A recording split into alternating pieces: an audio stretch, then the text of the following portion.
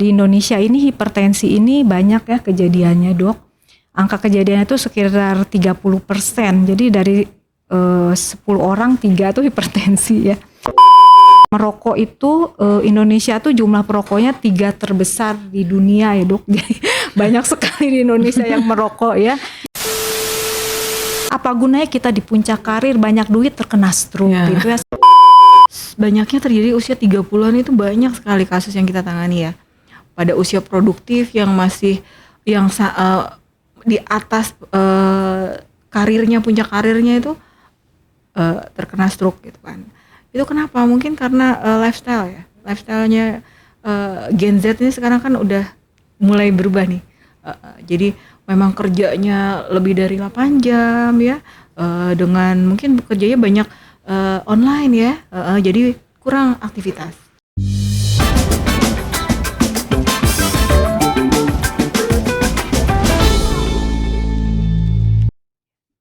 Selamat siang Healthizen dan Civitas Hospitalia RSUD Ciawi. Jumpa lagi di acara PDKT, Podcast Kesehatan Terkini RSUD Ciawi. Perkenalkan, saya Dr. Isabella Josephine Tarigan yang akan menjadi moderator podcast kita hari ini. Nah, bertepatan dengan World Stroke Day yang jatuh pada tanggal 29 Oktober 2023, tema podcast kita hari ini akan membahas mengenai mengenal stroke lebih dekat.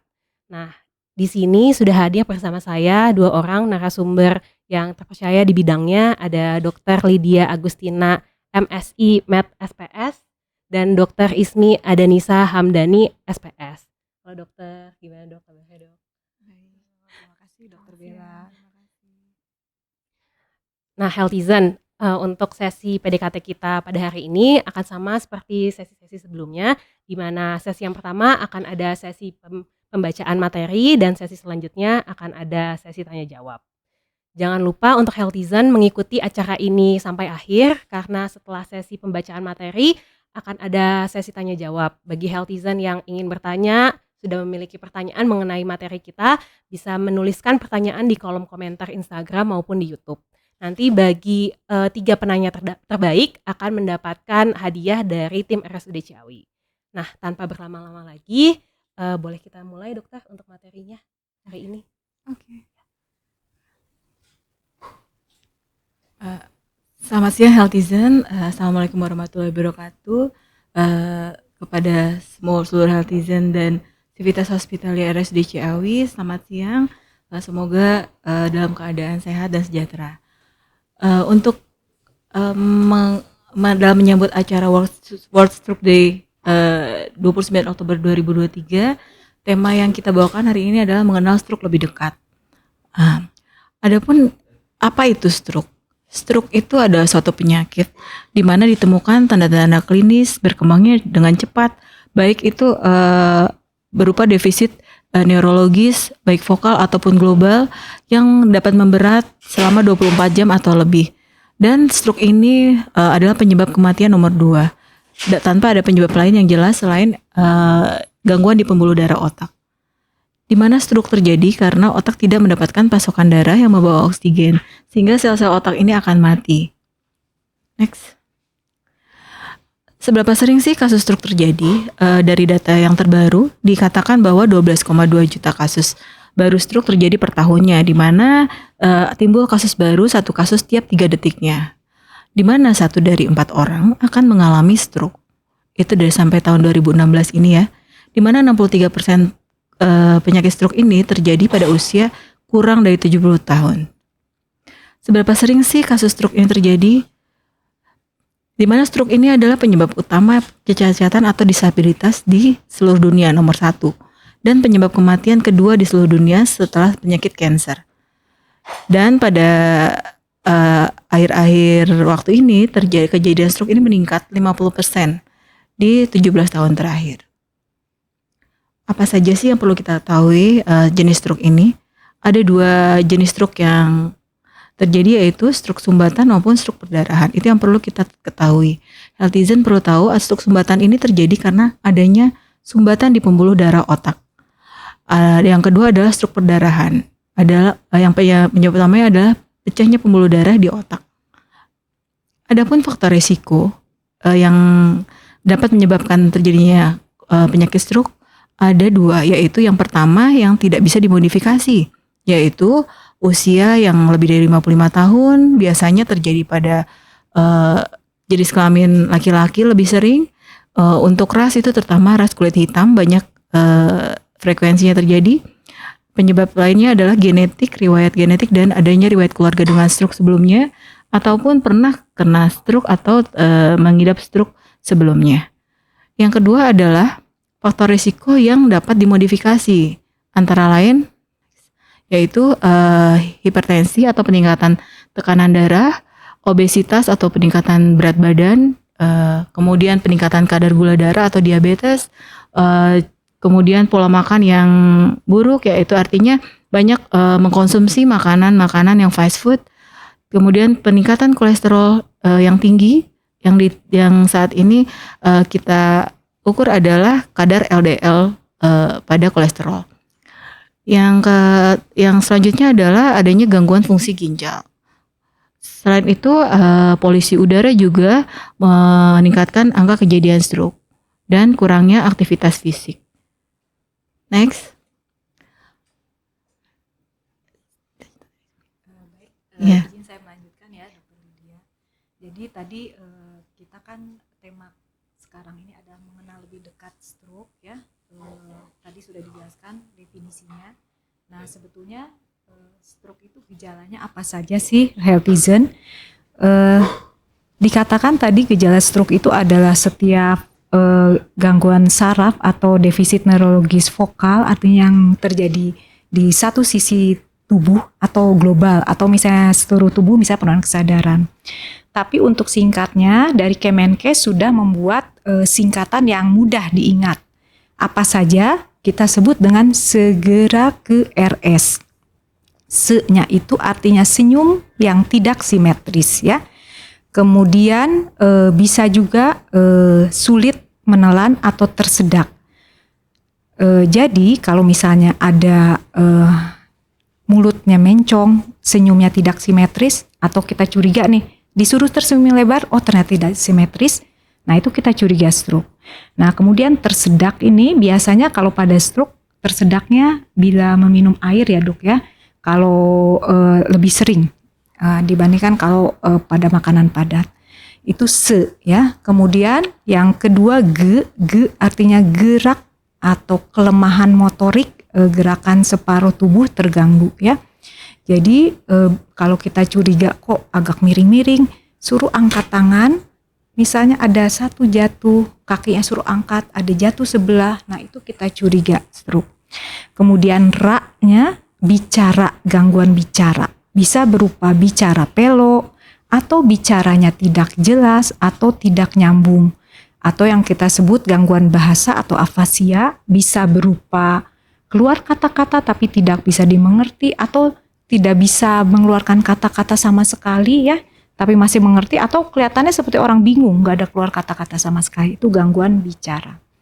Kemudian ke atau kita bilang kebas atau kesemutan. Nah biasanya yang terjadi separuh tubuh, misalnya sisi kanan aja atau sekitar mulut ya. Kemudian R-nya atau rabun atau kita sebut sebagai gangguan penglihatan, bisa berupa ada lapang pandang yang tiba-tiba tidak terlihat atau tiba-tiba tidak bisa melihat. Kemudian S-nya itu adalah sakit kepala.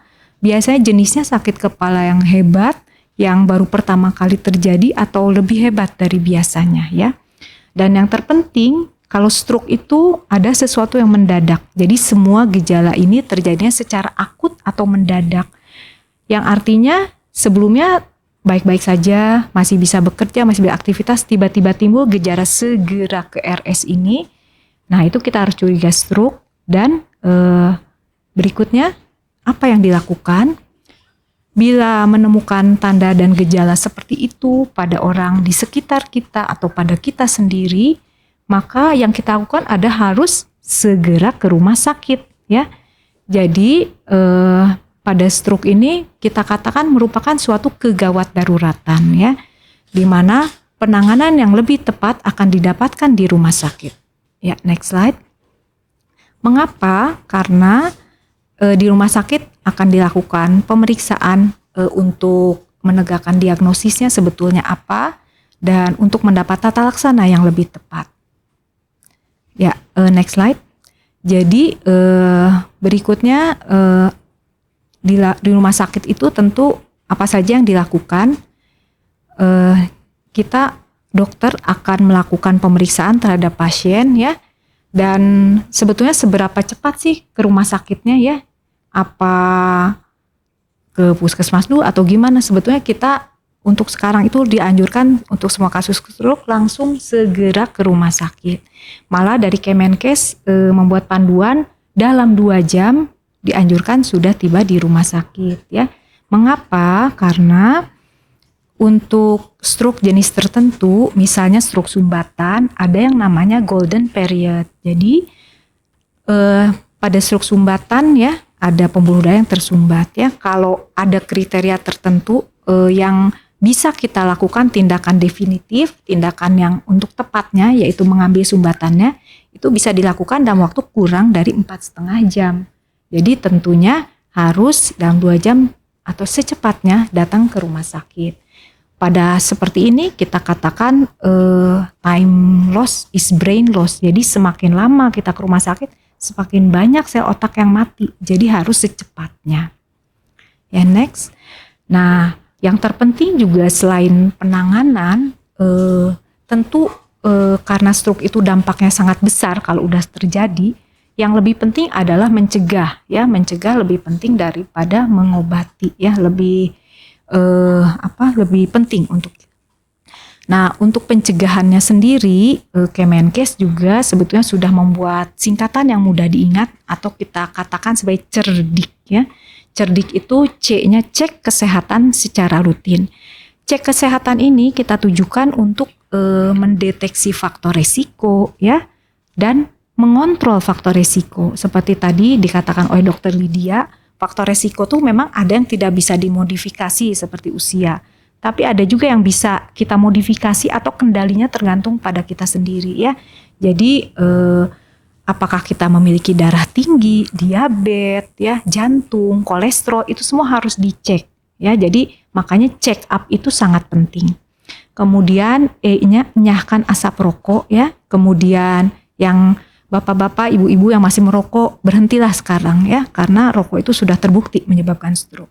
Kemudian R-nya rajin aktivitas fisik ya, kemudian D-nya diet seimbang, kemudian istirahat yang cukup dan tentu mengelola stres ya. Next. Baiklah, mungkin kita nanti lebih banyaknya di bincang-bincang, berdiskusi ya, sebagai akhir dari presentasi kita. Jadi kita tekankan bahwa stroke ada suatu kegawat daruratan, bawalah kenali gejalanya segera ke RS dan tindakannya juga segera ke RS, segera ke rumah sakit. Tentu kita perlu mengenali dan stroke ini sangat dekat di sekitar kita ya, bisa terjadi pada kita, pada orang tua kita. Karena itu setiap kita perlu mengenali ini gejalanya ya. Gejala stroke itu pasti terjadinya mendadak ya. Segera ke RS itu tadi, jangan ditunda-tunda untuk mendapatkan penanganan yang lebih baik. Baik, mungkin itu ya Dok ya. Terima kasih.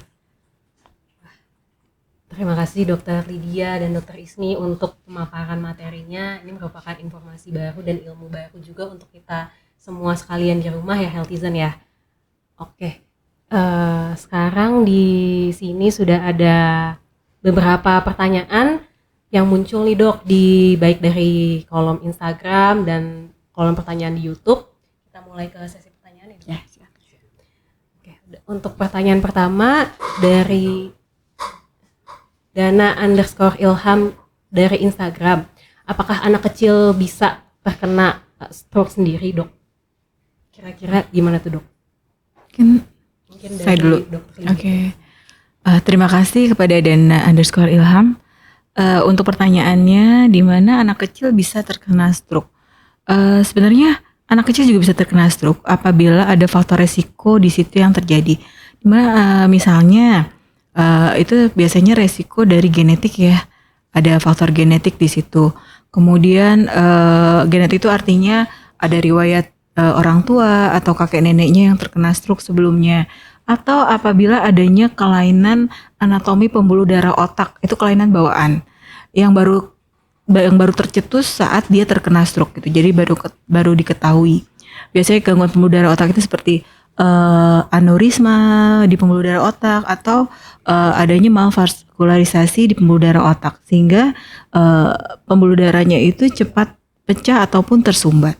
Selain itu ada faktor-faktor resiko lainnya seperti kelainan-kelainan protein C, protein S yang akan menimbulkan aterosklerosis di mana patofisiologinya itu dapat menimbulkan sumbatan di pembuluh darah sehingga gampang terjadi stroke pada anak kecil atau usia anak-anak. Seperti itu mungkin, dan ini biasanya pada anak kecil faktor resikonya itu tidak bisa dimodifikasi gitu. Tapi untuk mencegah terjadinya stroke berulang lagi pada kasus stroke pada anak ini sebenarnya harus ada kolaborasi antara dokter anak dengan dokter neuropediatri seperti itu, dan harus dikontrol faktor-faktor resiko ini, harus dicari, ataupun itu dari faktor resiko kelainan jantung itu bisa juga terjadi dan banyak kasusnya terjadi. Mungkin itu yang harus diperhatikan, dan mencegah itu tetap lebih baik dibanding mengobati. Mungkin jadi itu ternyata nggak cuma orang dewasa atau orang di atas usia 60 tahun aja ya dok ya yang bisa terkena stroke ya dok. Oke, kita lanjut ke pertanyaan kedua dari Instagram. Ada dari Adi Ramadans. Apakah dari gejala segera ke RS itu harus semua ada baru dibawa ke rumah sakit, atau dari salah satu gejala tersebut aja udah harus langsung dibawa ke rumah sakit dok? Gimana? Ya, mungkin saya izin menjawab ya dok ya. Jadi stroke itu kan suatu kegawat daruratan ya pada prinsipnya. Jadi tetap harus dibawa ke rumah sakit. Dan memang manifestasi gejalanya itu berbeda-beda pada tiap orang. Jadi tergantung area otak mana yang terkena. Jadi fungsi otak kita kan sangat luas. Kalau memang stroke tersumbatnya di bagian pembuluh darah yang mengatur bicara, ya tentu bicaranya terganggu. Atau kalau yang mengatur keseimbangannya terganggu. Jadi tidak harus pada satu orang itu ada semua gejala. Bisa saja ada yang mulutnya mencong saja gitu ya. Nah, tetapi kalau memang kita curiga stroke yang artinya terjadinya secara mendadak ya, itu tetap harus dibawa ke rumah sakit. Mungkin sekaligus saya bahas juga ada yang kita katakan namanya stroke sepintas. Kadang ada yang gejalanya itu sangat singkat, bisa berlangsungnya itu kurang dari 1 jam ya. Nah itu kan kayaknya ringan ya, tapi sebetulnya bahaya. Kenapa bahaya? Karena sangat mungkin terjadi secara berulang ya. Jadi fenomena seperti itu, adanya gejala segera ke RS yang terjadi secara singkat, biasanya bisa kurang dari 24 jam ya, tapi yang kemudian timbul membaik sendiri. Nah, itu kita sebut sebagai TIA atau transient ischemic attack atau serangan stroke sepintas atau mini stroke ya. Nah, itu biasanya terjadi suatu sumbatan, tapi sumbatannya kemudian lepas lagi. Tetapi biasanya faktor risikonya itu sama aja seperti stroke. Jadi dan itu yang harus kita cari, apakah ada darah tinggi, diabetes, jantung, kolesterol, itu yang ketahuannya kan memang dicek ya dok ya. Jadi kalau kita nggak cek bisa aja nggak ketahuan. Makanya tetap harus ke rumah sakit.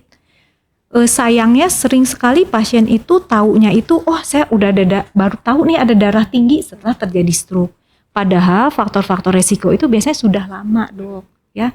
Dan tentu kita tahu kalau kita melakukan check up ya. Jadi makanya harus tetap dibawa ke rumah sakit untuk dicari faktor resikonya apa ya, kemudian tetap diperiksakan dan mendapatkan pengobatan.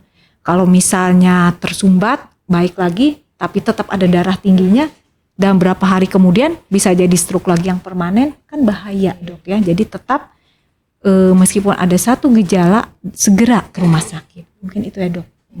Jadi penting buat kita semua healthizen di rumah kalau ada orang-orang di sekitar kita, tetangga kita maupun amit-amit diri kita sendiri ada gejala nih dari segera ke RS, salah satu kita harus lebih aware ya dok ya untuk segera periksakan diri ke rumah sakit, apalagi kita ada memiliki faktor resiko sebelumnya, misalnya ada darah tinggi atau penyakit metabolik lain ya dok. Ya. Selanjutnya pertanyaan selanjutnya dok dari Rizka.Martavia dari Instagram. Bagaimana pertolongan pertama pada anggota keluarga saat mengalami stroke? Apakah cara mengatasi stroke pada pasien biasa dengan pasien diabetes sama dok? Mungkin dari dokter Lydia. Ya, oke. Untuk pertanyaan ketiga dari Mbak Rizka.Martavia, bagaimana pertolongan pertama pada anggota keluarga saat mengalami stroke? Ya seperti tadi sudah dijabarkan oleh Dr. Ismi, spesialis saraf, di mana apabila terjadi klinis stroke yang mau semua segera ke rumah sakit itu sudah ada, ataupun salah satunya saja, ataupun hanya nyeri kepala sepintas, ataupun hanya baal sepintas, kemudian sembuh lagi dalam waktu 1 jam atau dalam 24 jam, itu tetap harus dibawa ke rumah sakit. Ataukah itu suatu stroke-nya klinisnya terjadi kejang misalnya, itu harus kita antisipasi gitu. Misalnya pasiennya terjadi penurunan kesadaran, pastinya takutnya terjadi aspirasi atau reflux dari makanan atau minuman dari regi oral pasien masuk ke paru-paru. Harusnya pasiennya itu kita baringkan di tempat aman, kemudian dimiringkan agar tidak terjadi aspirasi. Kemudian kalau memang di rumah kita ada oksigen, diberikan oksigen sesegera mungkin. Kemudian telepon ambulans stroke misalnya di rumah sakit terdekat di area rumahnya Healthizen atau Civitas Hospitalia Ciawi, itu segera ditelepon untuk mendapatkan pertolongan, segera jemput dalam waktu kurang dari 4,5 jam. Kalau dibawa ke UGD dapat penanganan yang tepat, akurat, insya Allah insya Allah dapat menekan terjadinya kecacatan yang berat pasca stroke-nya. Dan dimanapun stroke ini harus dirawat di rumah sakit. Jadi karena dia suatu gawat darurat, bukan ditunggu ke poliklinik misalnya. Terjadinya pada hari Sabtu, tunggu dulu deh ke poli dokter saraf misalnya nanti hari Senin. Karena fase akut stroke ini semua harus dirawat. Karena pengobatannya yang tepat, yang maksimal akan mencegah kecacatan dan kematian lebih dini. Apa sih cara mengatasi stroke pada pasien biasa dengan pasien diabetes, apakah sama atau tidak? Sebenarnya setelah dibawa ke rumah sakit itu kita cek semua faktor resiko, kita kontrol baik itu tekanan darah, kemudian kadar gula darah dalam darahnya. Biasanya kan pada fase akut stroke itu semua meningkat, begitu secara kompensasi dari tubuh, gitu. Jadi semua dengan dibawa ke rumah sakit ini mendapatkan penanganan segera sehingga dapat dikontrol nih tekanan darah misalnya 220/120 bisa segera diturunkan dengan obat-obatan parenteral sehingga didapatkan batas normal yang diharapkan agar pembuluh darah di otak ini tetap mendapatkan makanan sehingga tidak terjadi kecacatan yang berat gitu. Kemudian apabila ada peningkatan gula darah dengan dibawa ke rumah sakit di UGD itu di screening semua. Kadar gula darah yang tadinya di atas normal di misalnya 300-400 itu segera bisa dikontrol dalam waktu segera sesuai dengan guideline yang ada, bisa dikontrol sehingga tidak banyak area-area otak yang rusak sehingga tidak terjadi kecacatan dan kematian tadi. Begitu juga dengan faktor risiko yang lain seperti adanya kelainan jantung gitu, bisa kita kolaborasi tata laksananya dengan dokter spesialis penyakit jantung gitu dan penyakit dalam seperti itu. Jadi memang nomor satu apabila terjadi kelainan atau terjadi klinis stroke pada keluarga kita atau kita sendiri, itu segera kita bawa ke rumah sakit dalam waktu kurang dari 4,5 jam. Itu ada pengobatan yang akurat, yang tepat, yang akan memperbaiki sel-sel otak yang tadinya mengalami cedera, ya insya Allah masih bisa kembali dalam waktu 4,5 jam. Tapi kalau ditunggu dulu lebih dari 1 hari, 2 hari, itu sudah banyak kerusakan otak yang terjadi sehingga cacatannya pun berat, kemudian bahkan bisa menyebabkan kematian begitu. Jadi sangat penting untuk menelpon ambulans siaga stroke yang mudah-mudahan nanti akan diadakan oleh Kemenkes maupun Rumah Sakit RSUD Ciawi ini yang tercinta ya. Harapan kita semua ya. Iya baik. Ya. Jadi memang untuk pertolongan pertamanya memang kalau kita ada orang-orang di sekitar kita yang ada gejala dari segera RS ini memang harus langsung dibawa ke IGD ya dok ya. Betul. Untuk pertolongan segera dari penyakit stroke-nya ya dok ya. Oke, selanjutnya nih dok, sudah ada pertanyaan selanjutnya dari Nika Naya Mulia dari Instagram. Apakah dari gejala dapat dibedakan antara stroke sumbatan dengan stroke perdarahan dok? Oh iya, baik, mungkin saya izin menjawab ya. Jadi memang kita perlu mengetahui, jadi stroke itu jenisnya apa, sumbatan atau perdarahan, karena tata laksananya berbeda.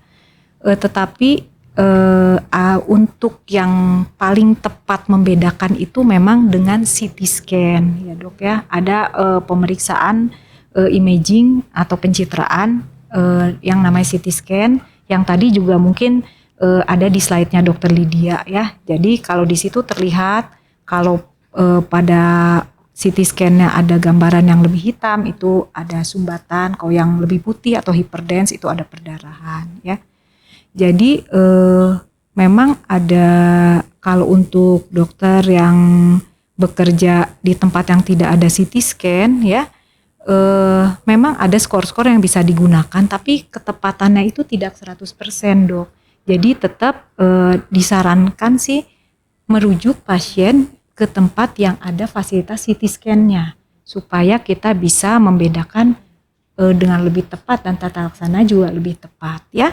Seperti karena dampaknya apa? Kalau misalnya stroke sumbatan itu penurunan tekanan darahnya berbeda dengan pada perdarahan ya, ada perbedaan fase akutnya. Yang kedua pada misalnya perdarahan, apakah ada indikasi untuk operatif tindakan bedah saraf? Itu juga kita harus tahu CT scan-nya ya. Meskipun ada juga hal-hal yang bisa kita lakukan sama untuk keduanya, seperti misalnya peningkatan tekanan intrakranial karena bengkak otaknya, itu sebelumnya tetap kita kasihkan obat yang untuk cepat menurunkan tekanan di kepalanya gitu ya. Jadi untuk tata laksana lebih tepatnya tetap harus diperlukan CT scan ya, mungkin seperti itu. Jadi memang kalau dari gejala saja mungkin sulit dibedakan ya dok ya, antara perdarahan maupun adanya sumbatan. Jadi memang untuk tahu apakah ini benar-benar sumbatan atau perdarahan memang dibutuhkan CT scan ya. Yeah.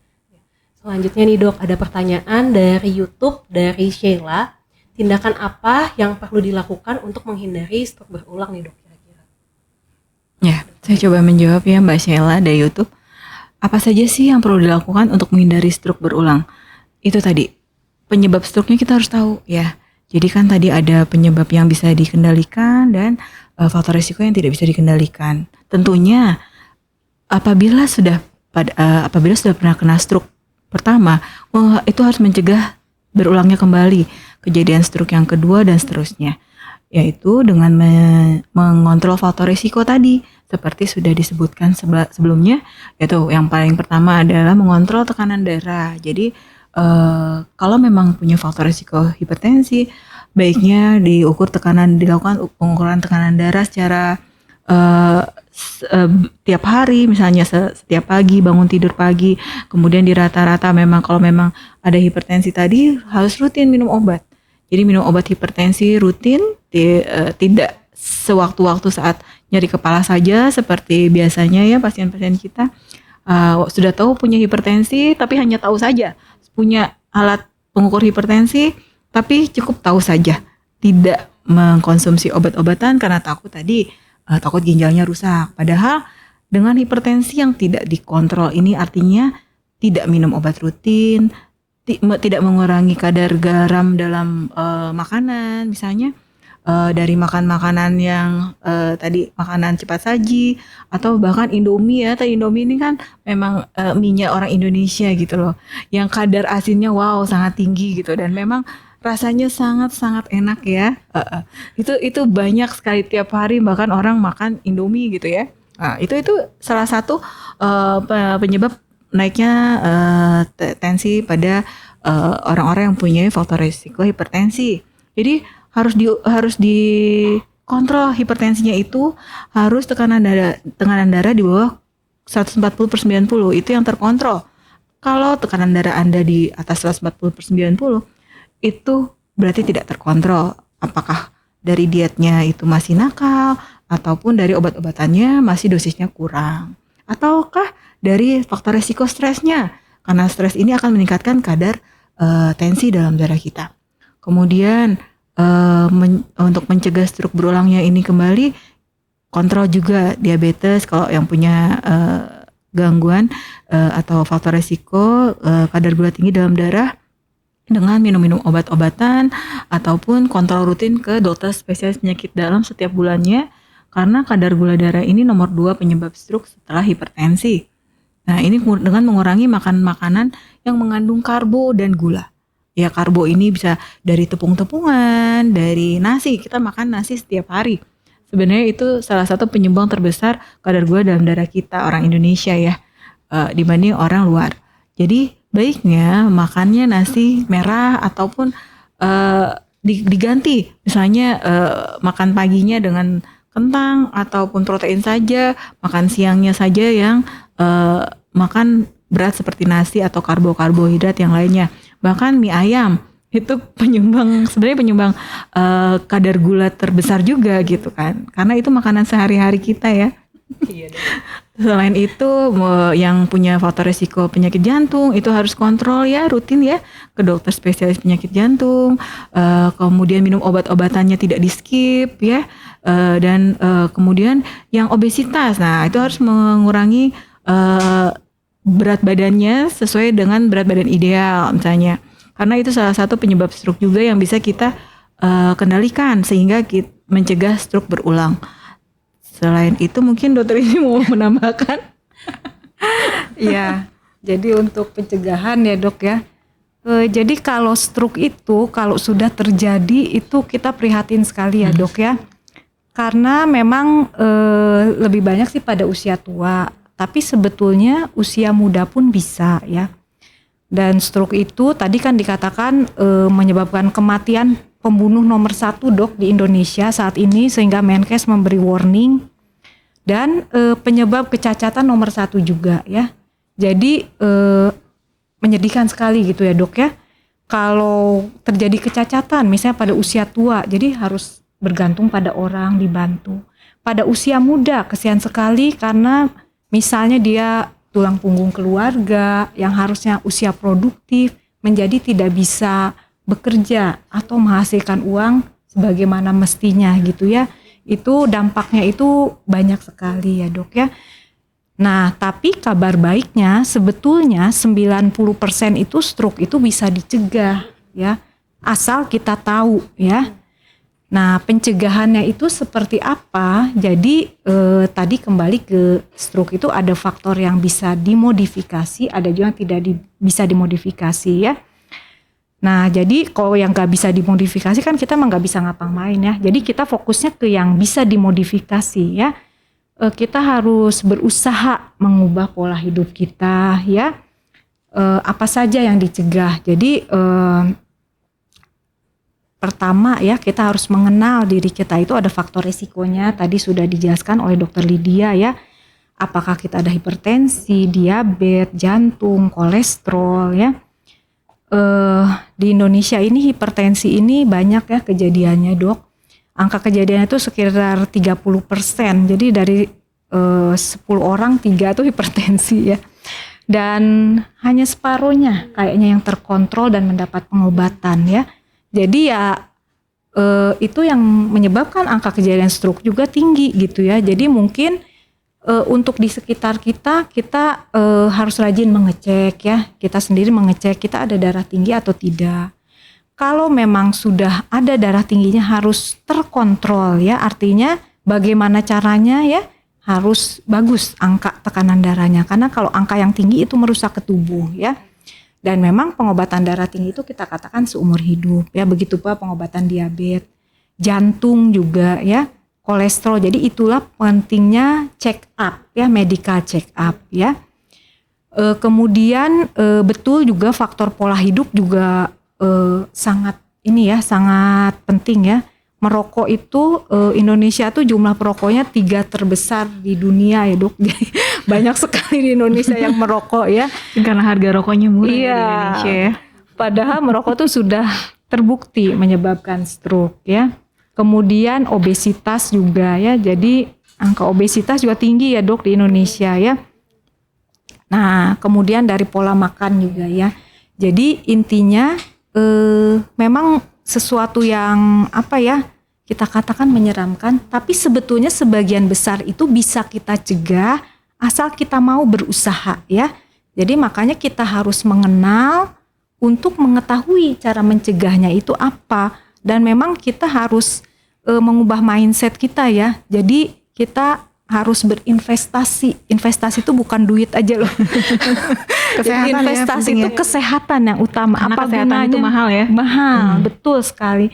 Apa gunanya kita di puncak karir banyak duit terkena stroke gitu ya, sedih sekali ya. Jadi lebih baik kita mencegah ya. Untuk yang obesitas, kurangi berat badan, yang merokok berhentilah ya. Kemudian pola makan, kita jangan mengikuti mulut, tapi kita mengikuti akal kita ya. Jadi memang yang asin-asin, yang manis-manis dikurangi ya, jangan berlebihan. Mungkin itu ya dok ya yang bisa saya tambahkan. Iya, memang untuk tindakan pencegahan stroke berulang emang mesti kita untuk mengontrol faktor resiko ya dok, yang terutama ya dok. Dan tentunya kita juga harus menjaga pola hidup sebelum kita terkena stroke juga ya dok. Iya, Gitu. betul. Oke dok, ada pertanyaan selanjutnya dok dari G_keren dari Instagram. Apakah serangan stroke kedua atau ketiga kalinya akan lebih berat dibandingkan serangan yang pertama, dokter? Oke, mungkin saya izin menjawab ya. Terima kasih atas pertanyaannya. Jadi stroke itu memang sangat mungkin terjadi berulang, ya. Kenapa? Karena ya tergantung faktor risikonya gitu ya. Dan faktor risiko itu, jadi stroke itu adalah tentang faktor risiko ya. Jadi kenali faktor risiko masing-masing pada diri kita itu apa gitu ya. Kenapa kita harus mengenali dok? Karena tadi ya kejadiannya setiap 3 detik 1 orang terkena stroke. Di antara 4, 1 orang terkena stroke. Jadi kemungkinannya cukup besar ya dok ya. Jadi masing-masing dari kita juga harus mengenali kita ada atau tidak risiko stroke-nya ya. Dan risiko stroke itu ada yang bisa dimodifikasi, ada yang tidak ya, prinsipnya seperti itu ya. Kalau kita lihat terjadinya stroke berulang itu tergantung juga pada faktor risikonya ya. Jadi kalau misalnya faktor risikonya tidak terkontrol, misalnya datang dengan tekanan darah tinggi, tidak pernah minum obat, yang sebelumnya udah ada stroke ya. Nah itu biasanya klinisnya lebih jelek gitu ya. Tapi ada juga kasus-kasus yang memang pasien sudah minum obat teratur ya, tetap terjadi stroke berulang. Nah itu kita harus cari tahu apakah mungkin ada faktor risiko yang belum kita ketahui. Makanya itu pentingnya setiap kejadian stroke segera ke rumah sakit supaya dicek semua tensi, gula, kolesterol, jantung ya. Nah tapi ada juga yang sudah terkontrol nih semua, tetap terjadi stroke. Kenapa tuh? Ya itu tadi ada faktor risiko yang tidak bisa kita modifikasi, misalnya faktor usia. Semakin kita tua, selain kita keriput, pembuluh darah juga bertambah jelek ya.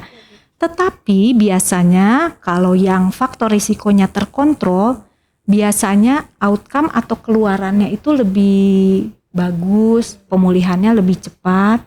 Jadi biasanya untuk yang sebelumnya udah rutin minum pengencer darah pun ya bisa terjadi stroke ya. Tetapi biasanya manifestasi stroke-nya tidak seberat yang tidak pernah terkontrol faktor resikonya, dan gejala sisa atau sekuele atau kecacatannya pun biasanya lebih ringan dibanding Kalau yang datang-datang tensi langsung 200 itu bisa langsung meninggal dok ya. Jadi makanya kenali faktor resiko masing-masing pada diri kita gitu ya dok ya. Jadi memang paling penting adalah untuk mengontrol dari faktor resikonya sendiri ya dok ya, untuk mencegah terjadinya stroke yang lebih berat ke depannya ya dok. Baik, selanjutnya nih dok, ada pertanyaan dari Agrianti Sitohang dari Instagram. Apakah akhir-akhir ini stroke paling muda di usia berapa dok? Dan apakah angka kejadiannya tinggi pada usia muda dok? Ya, oke, saya coba menjawab ya Dokter Agri. Ini stroke paling muda usia berapa ya?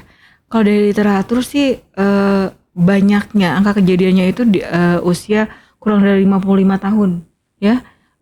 Tapi sekarang banyaknya terjadi usia 30-an, itu banyak sekali kasus yang kita tangani ya. Pada usia produktif yang masih di atas karirnya, puncak karirnya itu terkena stroke gitu kan. Itu kenapa? Mungkin karena lifestyle ya. Lifestyle-nya Gen Z ini sekarang kan udah mulai berubah nih. Jadi memang kerjanya lebih dari 8 jam ya. Dengan mungkin bekerjanya banyak online ya. Jadi kurang aktivitas. Jadi banyak yang terjadinya obesitas seperti itu. Terus fast food di mana-mana, serangan fast food di mana-mana ya. Sehingga dimanjakan dengan adanya GoFood ya, seperti itu ya. Jadi tinggal olahraga jari aja. Dari rumah semua datang. Ya, jadi kurang aktivitas itu tadi. Jadi banyak terjadi pada usia muda. Kalau tadi pada anak-anak itu ya biasanya penyebabnya itu karena genetik ataupun kelainan vaskular ataupun tadi kelainan protein-protein dalam darah gitu. Dan itu biasanya kalau dia sudah kena serangan dicari, kemudian dikontrol, itu mudah-mudahan kalau terkontrol jarang terjadi serangan berikutnya. Tapi kalau lifestyle ini kan sebenarnya sangat-sangat bisa kita kontrol. Seperti tadi kata Dr. Ismi, bisa dicegah 90% loh angka yang bisa dicegah untuk kejadian stroke ini dengan healthy lifestyle. Jadi kayak gitu.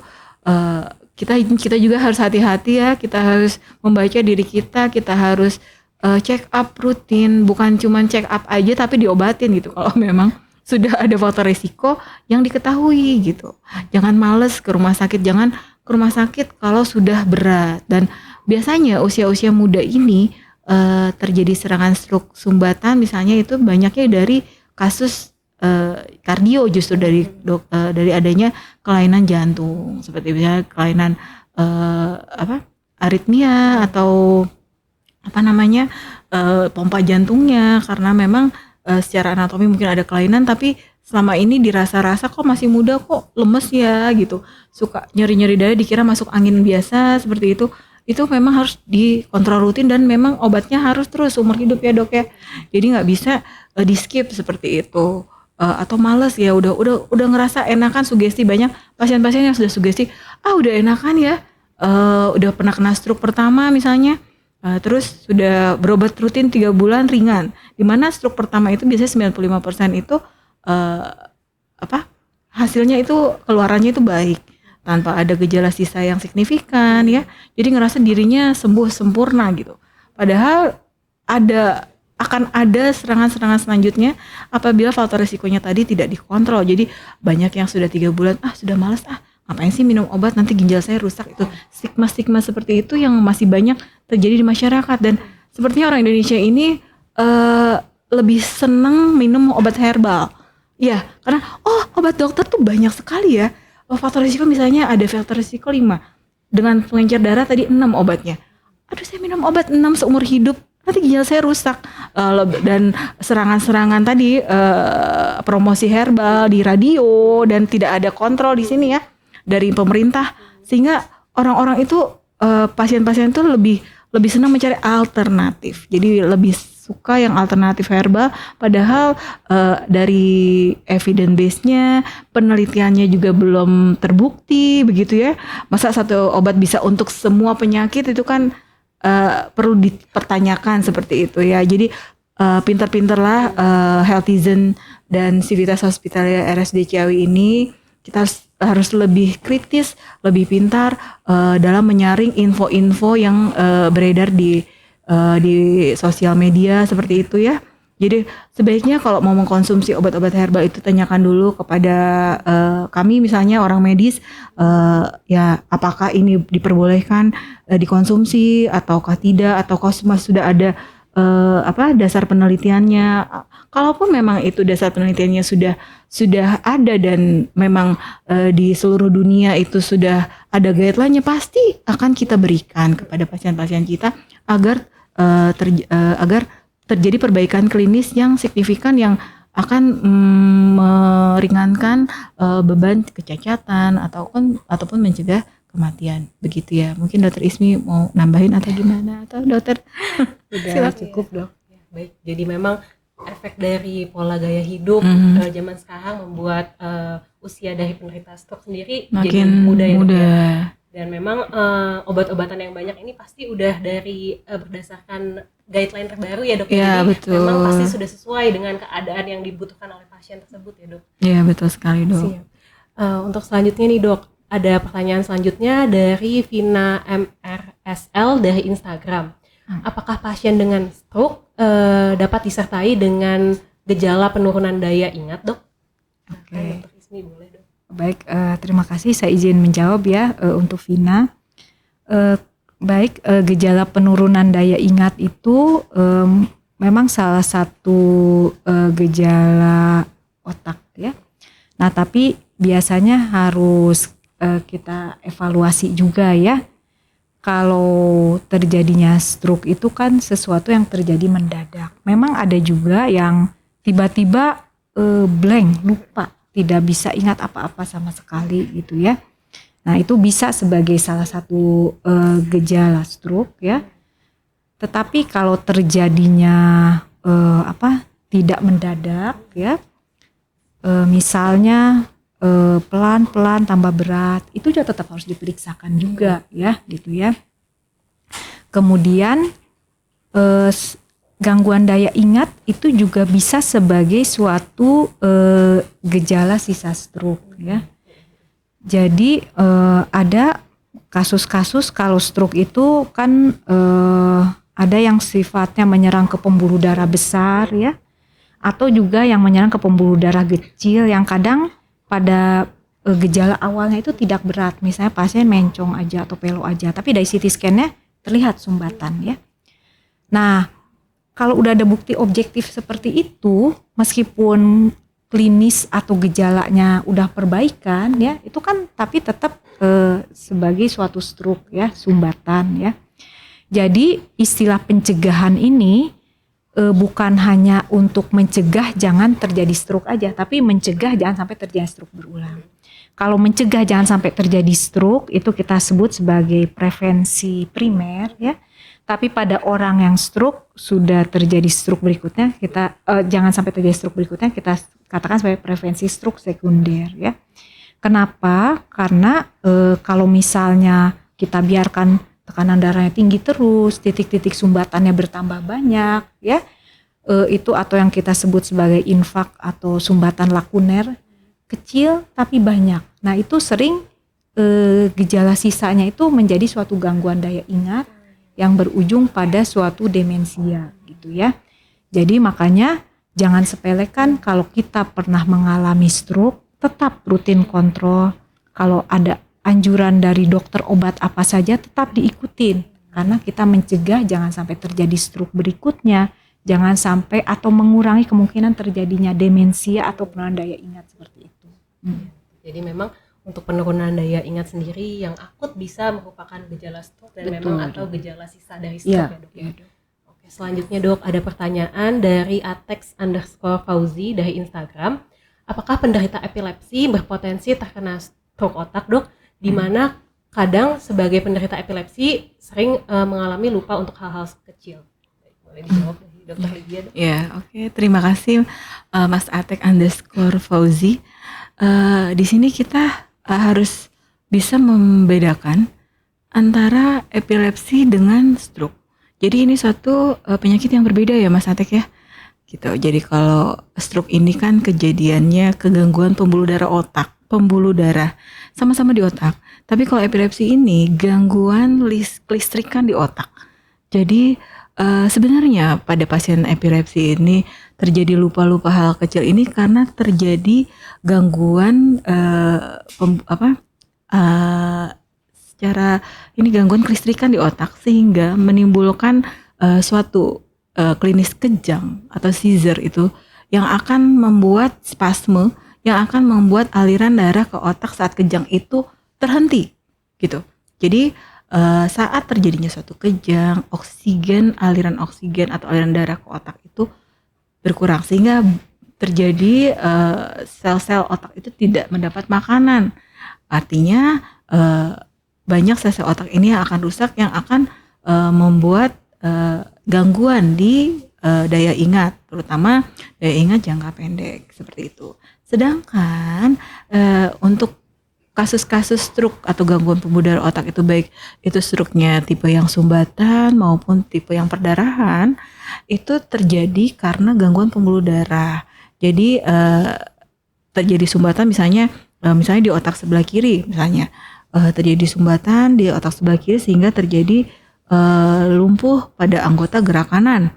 Dan itu tergantung dari seberapa besar sih area otak yang tersumbat, yang rusak itu, yang akan menyebabkan tadi gangguan daya ingat. Seperti tadi Dr. Ismi juga bilang ada yang namanya stroke kecil seperti namanya small vessel disease atau lakunar stroke sumbatan lakunar yang ukurannya kurang dari 1 mm itu terjadi di pembuluh-pembuluh darah, cabang-cabang pembuluh darah kecil. Itu juga bisa menimbulkan tadi gangguan daya ingat karena banyak itu ya, di cabang-cabang itu banyak terjadi walaupun tidak total seperti itu. Jadi di sini konteksnya berbeda ya Mas Atek ya. Epilepsi di sini terjadi lupa atau gangguan memori karena kejangnya gitu. Kalau pada stroke itu karena kerusakan anatomi pembuluh darah otak itu sendiri sehingga menyebabkan penurunan daya ingat jangka panjang. Jadi untuk para penderita epilepsi, bagaimana caranya agar tidak terjadi penurunan daya ingat? Ya itu tadi, mengontrol kejangnya. Jadi harus free of seizure. Gimana caranya? Ya itu tadi, mengkonsumsi obat yang rutin, kontrol rutin gitu ya. Terus apabila belum terkontrol, apakah dari kepatuhan minum obatnya kurang, ataukah dosisnya ini belum sesuai untuk berat badannya. Jadi memang harus kontrol ke dokter spesialis saraf, kemudian dievaluasi dengan pemeriksaan EEG. Jadi kalau stroke ini kan pemeriksaannya tadi imaging, CT scan maupun MRI seperti itu. Jadi konteksnya bisa dipisahkan. Begitu mungkin, terima kasih. Jadi memang harus dipahami ya Dok ya perbedaannya antara epilepsi dan stroke, karena memang kalau dari epilepsi sendiri memang itu lupa ingatannya mungkin memang dikarenakan kejangnya begitu. Untuk penanya terakhir nih Dok, ada dari EU_CHYN dari Instagram. Apakah orang-orang yang sudah terkena stroke dengan gejala tidak bisa bicara atau yang dengan bedridden yang lama, apakah ada cara atau hal-hal yang bisa dilakukan untuk memperingan dari keluhan tersebut Dok? Oke. Baik, terima kasih pertanyaannya. Jadi ini pada orang yang pernah terkena stroke ya. Jadi pertama kalau kita pernah terkena stroke, kita harus mengetahui dulu jenisnya stroke-nya apa, sumbatan atau perdarahan ya. Kemudian faktor risikonya apa ya. Faktor risiko itu kalau sudah kita ketahui harus dikontrol ya, karena tujuan kita adalah untuk mencegah jangan sampai terjadi stroke berikutnya ya. Nah terus kalau misalnya sudah pernah terkena stroke, pada saat stroke itu kan terjadi sumbatan pembuluh darah atau pecah pembuluh darah yang mengakibatkan ada area otak yang tidak mendapatkan oksigen sehingga sel otaknya mati, dan itu yang timbul sebagai gejala pada pasien ya. Nah, tetapi pada stroke akut itu selain inti atau tempat-tempat pusatnya yang tidak mendapatkan oksigen, sebetulnya ada daerah sekitarnya juga yang kita katakan oksigennya itu ya separuh dapat separuh enggak gitu ya, daerah yang kita bilang separuh hidup separuh mati ya. atau sering kita katakan istilah medisnya daerah penumbra pada stroke sumbatan.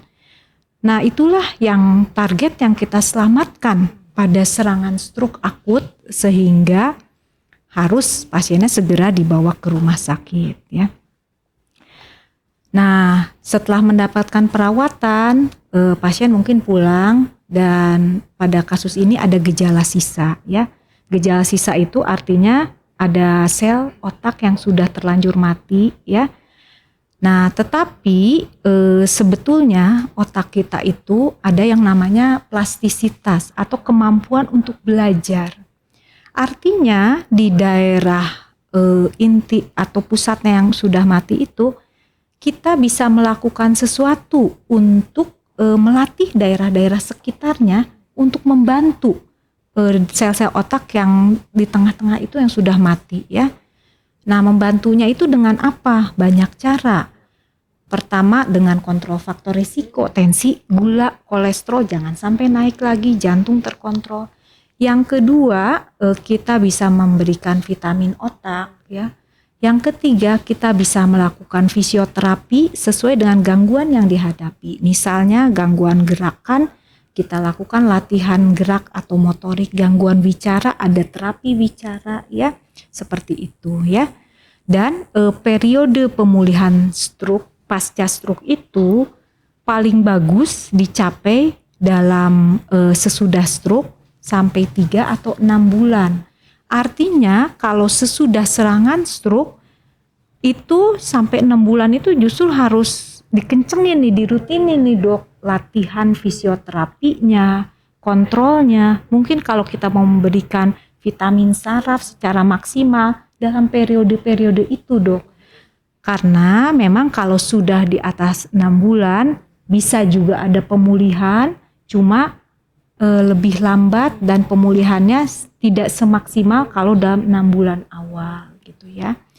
Nah, dalam jangka panjangnya tadi dikatakan pasien sudah ada gangguan berbahasa dan bedridden ya. Selain dengan mengontrol faktor risiko, kita juga perlu mencegah komplikasi. Apa sih komplikasi dari bedridden itu? Ya, pertama kalau pasien bedridden itu artinya baring lama ya. Bisa ada komplikasi ulkus atau luka ya. Nah, itu tentu perlu dilatih bagaimana caranya supaya bisa pasien dimobilisasi atau digerakkan untuk menghindarkan dari terjadinya luka. Jadi kalau kita berbaring terus menerus ya, itu kan bisa terjadi dari gesekan kulit dengan tempat tidur lama, tidak kontak terus menerus, itu bisa terjadi namanya luka atau ulkus ya, biasanya di daerah yang tajam, misalnya di daerah bokong ya. Nah, itu perlu dimiringkan, miring kanan, miring kiri per 2 jam. Sambil kita memantau ada ulkus atau tidak. Kalau sudah ada, apa yang dilakukan? Misalnya kita berkonsultasi apa perlu tindakan ya, atau perlu diberi salep, atau perlu dibersihkan lukanya, seperti itu, mencegah jangan sampai bertambah besar ya. Kemudian juga ada komplikasi yang kita katakan spastisitas atau kekakuan. Nah, itu juga sebenarnya sangat mungkin dicegah. Caranya memang harus digerakkan, rajin fisioterapi. Jadi saat pasien di fisioterapi, keluarga harus ikut untuk melihat apa sih yang bisa dilakukan. Karena kan kalau proses fisioterapi di rumah sakit mungkin kan singkat ya dok.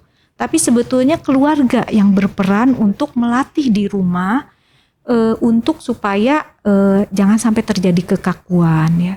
Terus yang ketiga juga ada komplikasi misalnya pneumonia atau radang paru ya. Nah, itu mungkin apa yang dilakukan ya supaya menghindari. Misalnya kalau pulang dengan NGT, perawatannya seperti apa. Nah, itu harus kita komunikasi terus dengan dokter ya. Intinya tetap harus kita jangan pasrah aja. Pasti ada yang bisa kita lakukan ya, baik untuk sekarang maupun untuk jangka panjang, supaya pasien merasa nyaman, terhindar dari komplikasi atau penambahan gejala yang lebih berat gitu, no? Dan pada fungsi optimalnya yang bisa dilakukan oleh pasien gitu ya, seperti itu, no? Jadi untuk Healthizen bagi penderita stroke yang sudah tirah baring lama atau tidak bisa bicara karena stroke, memang ada hal-hal yang bisa dilakukan ya dok ya, dengan yang pertama mengontrol dari faktor resiko, dan yang kedua fisioterapi, di mana fisioterapi ini juga butuh dukungan dari orang-orang terdekat. Betul. Ya dok ya, begitu. Dan juga untuk menghindari komplikasi lain seperti bisa terjadi ulkus, terjadi kontraktur di bagian-bagian tubuhnya. Seperti itu ya dok ya. Oke dokter, kira-kira mungkin untuk pertanyaannya sudah cukup sampai di sini ya dok ya, Healthizen. Nah bagi Healthizen yang masih memiliki pertanyaan lagi, bisa mungkin berkonsultasi langsung ke Poli ya dok ya, ke Poliklinik Dr. Lydia maupun Dr. Ismi untuk menanyakan atau berkonsultasi mengenai gejala-gejala atau penyakit saraf yang mungkin diderita ya dok ya. Iya dok. Iya. Oke dok, kira-kira nih dari acara hari ini apa ada pesan dan kesan dari dokter untuk acara PDKT hari ini yang topiknya stroke yang cukup menarik ya dok ya hari ini? Boleh pesan-pesan tentang acara hari ini atau pesan untuk Healthizen semua dok tentang penyakit stroke yang memang banyak diderita untuk akhir-akhir ini dok. Mungkin silakan Mbak. Baik, jadi mungkin sesuai take home message tadi bisa ditampilkan kembali ya dok ya. Jadi saat ini kita ingin menekankan bahwa stroke itu pada fase akut segera ke rumah sakit. Karena stroke adalah suatu kegawat daruratan yang harus ditangani. Bagaimana kita mengetahui itu suatu stroke? Kita harus mengenali gejalanya ya, segera ke rumah sakit. Senyum tidak simetris, ada tersedak, kemudian ada gangguan gerak ya, lemas separuh badan ya, kemudian ada gangguan bicara tidak jelas, bicara pelo, kemudian ada gangguan bahasa juga ya dok ya, kemudian ada kebas separuh badan, kemudian ada gangguan penglihatan, kemudian ada sakit kepala, yang bila kesemua itu terjadi mendadak segera ke rumah sakit ya. Jadi kita harus mengenali gejalanya ya. Kemudian meskipun stroke itu sesuatu kondisi yang berat ya, tapi ternyata 90% bisa dicegah. Caranya dengan mengetahui dan mengontrol faktor resiko.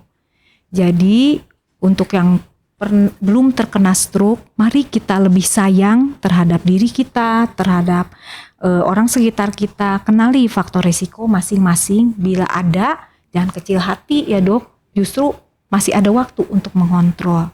Dan bagi yang sudah terkena stroke, jangan patah semangat ya.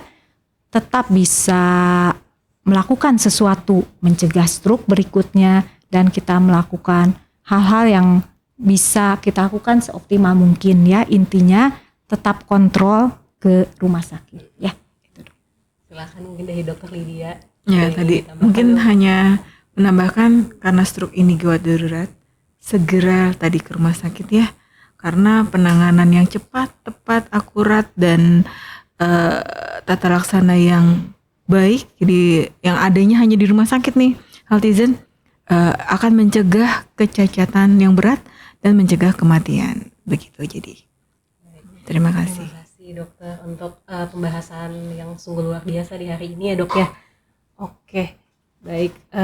Sekarang mungkin untuk tadi mungkin Healthizen yang masih memiliki pertanyaan boleh langsung daftar nih ke Polisaraf. Di jadwal pendaftarannya ada di hari Senin sampai hari Kamis jam 6.30 sampai jam 11, hari Jumat dan Sabtu jam 6.30 sampai jam 10.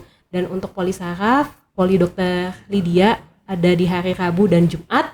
Untuk Dr. Ismi spesialis saraf ada di hari Senin dan Kamis. Untuk Dr. Hari spesialis saraf ada di hari Selasa, Rabu, dan Kamis. Dan untuk Dr. Maula, spesialis saraf, ada di hari Selasa dan Sabtu. Ya, baik. Selanjutnya kita akan membacakan untuk pemenang giveaway untuk 3 penanya terbaik. Yang pertama, selamat kepada Rizka.Mahtavia dari Instagram. Yang kedua kepada Dr. Agrianti Sitohang dari Instagram. Dan yang ketiga kepada EU_CHYN dari Instagram ya.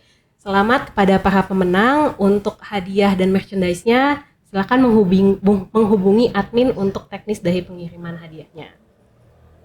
Nah, Healthizen mungkin acara kita udah sampai di ujung acara nih ya dok ya. Jangan lupa untuk Healthizen sekalian untuk mengikuti terus acara webinar atau acara PDKT RSUD Ciawi di edisi selanjutnya dengan jangan lupa follow, like, dan subscribe, share ke sosmed untuk RSUD Ciawi. Instagram ada di RSUD Ciawi_official, Facebook di RSUD Ciawi, dan Twitter di rsudciawi.official, dan YouTube di RSUD Ciawi. Terima kasih telah bergabung di acara PDKT hari ini. Sampai bertemu di acara PDKT selanjutnya. Terima kasih dokter untuk pemaparan materinya hari ini. Semoga kita dapat sehat-sehat selalu ya dok ya, dan terhindar dari penyakit ini dok. Selamat siang Healthizen. Kita pamit, mohon undur diri. Terima kasih. Terima kasih.